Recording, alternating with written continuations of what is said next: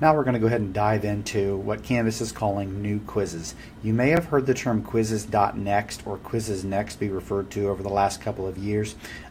Canvas is getting closer and closer for that to be ready for production, and they've changed the name.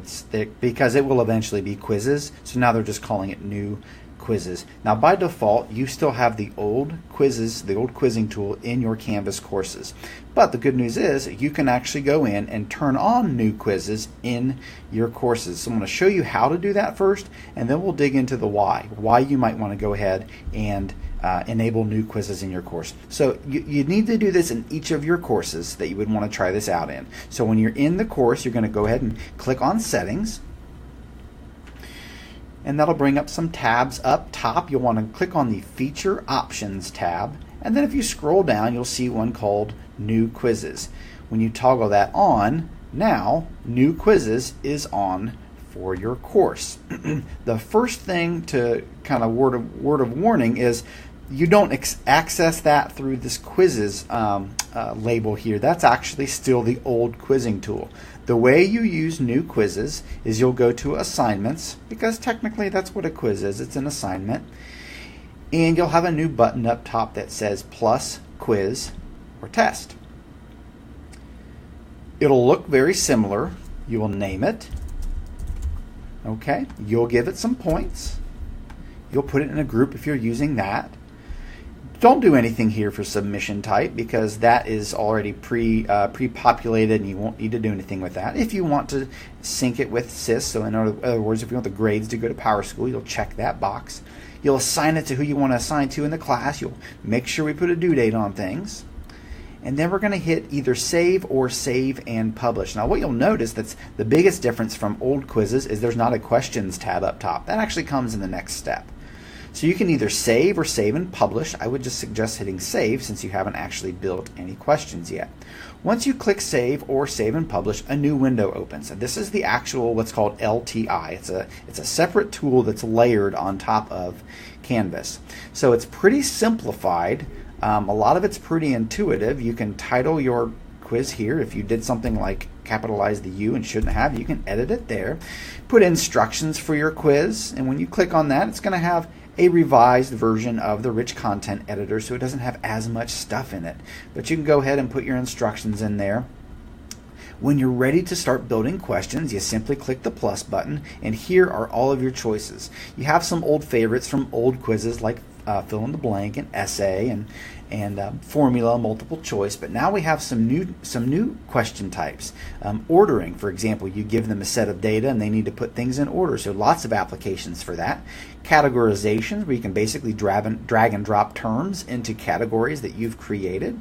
Fill in the blank is very similar, just the different format. How it's actually built is different. Hotspots, you can actually have an image on there and students need to click within a designated area, so tons of applications for that.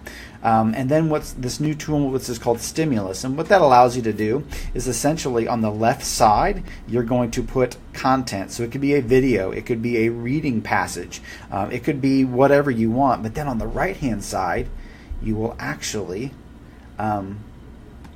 add questions. You'll add questions. So what that, I won't let me do anything until I put some words in here.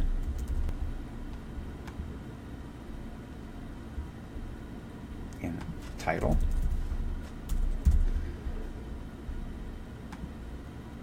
There we go. So now you can add questions. So what that allows you to do is add multiple questions to one particular prompt or one particular reading selection or one particular video. Before we couldn't do that. So Stimulus is a very popular application of this because it allows you to have multiple questions referring to one particular. Sadly, it kind of mimics what standardized testing looks like, but it's a good opportunity to get kids some experience using some technology enhanced items. You can do more with item banking, you can do more with aligning questions to individual outcomes, but now there's an actual preview feature which they didn't have before, which you can actually see what your quiz looks like to the kids, which is not helpful because there's no questions in here. But quizzes next, it's kind of a steep learning curve. Once you jump in there and start doing some things, you'll see some of the benefits to it. As far as a release date, we have yet to see an actual rollover date, but I would guess it would be sometime within the next year if I was making an educated guess, which means that we have the standard quizzing tool until that point. But I would recommend that you go in and try to start using quizzes next. Excuse me, I did it again. Start using new quizzes because it'll make that transition even more smooth. Plus, some of the enhanced question types allows you to really dig a little bit deeper on assessing students' understanding of the skills and concepts. There's a ton to quizzes next that I do one video just about that. But what I would recommend that you do, if you're intrigued, click Need Help in the course or the global navigation menu and go to search the Canvas guides, and I would recommend that you just put a type in new quizzes, and when you do that, it's going to go ahead and bring back a ton of resources for you, and it's going to start at the beginning, like what is it, and then it'll progress you through how do I take an assessment, so obviously that's for students. How do I delete an assessment? That's for teachers. How do I migrate old quizzes to new quizzes? How can I align outcomes to an assessment? How can I create item banks? So pretty much everything you need to know is accessible through new quizzes. There's a couple other idiosyncrasies too about how you actually access SpeedGrader to grade the quizzes, but again, that's where we can help fill in some of the blanks. I just wanted to reintroduce new quizzes or introduce new quizzes to the masses and encourage you to go in, enable it in your course, and try to start building some assessments now. It makes that transition much smoother when it actually happens.